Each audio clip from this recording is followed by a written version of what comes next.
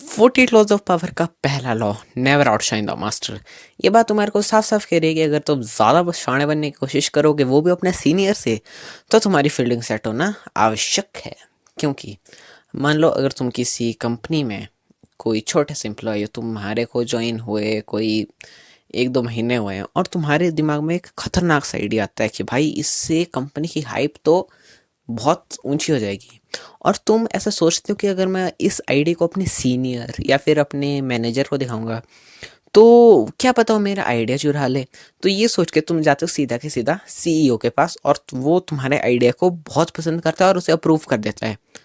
पर इससे ऐसा हुआ कि तुम्हारे अंदर, नहीं तुम्हारे अंदर तो क्या, पर जो तुम्हारे सीनियर हैं फिर तुम्हारे मैनेजर हैं, उनके अंदर थोड़ी सी जलन पैदा हो जाएगी कि भाई ये कल का आया हुआ लड़का हमारी हमारी पोजीशन छीनने की कोशिश में है। तो भले ही तुम्हारे पास सीईओ तक का अप्रूवल क्यों ना हो, वो सीनियर और मैनेजर तुम्हारे काम में टांग अड़ाना शुरू कर देंगे।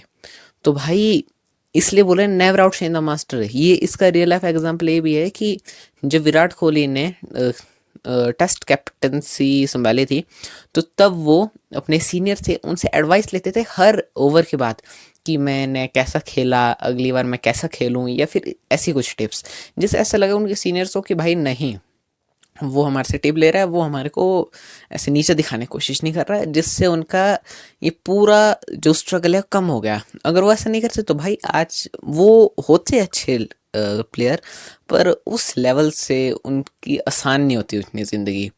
तो भाई अगर आपको इसका अच्छा एक्सप्लेनेशन भी आपके मन में है कोई, तो भाई यहाँ पे कमेंट है, भाई करो कमेंट, मैं देखना चाहता हूँ। जिसका एक्सप्लेनेशन बहुत अच्छी होगी, मेरे से भी अच्छी होगी, उसका कमेंट पिन होगा, ठीक है, वो सिर्फ एक ही व्यक्ति होगा। तो बाकी लाइक सब्सक्राइब करो, शेयर करने की ज़रूरत नहीं है, क्योंकि आती हुई विद्या को लिया जाता है, उसे दिया नहीं जाता। अगर आप बात समझ चुके हो, सब्सक्राइब करो और लाइक। Bye bye. इसलिए मैं कह रहा था कि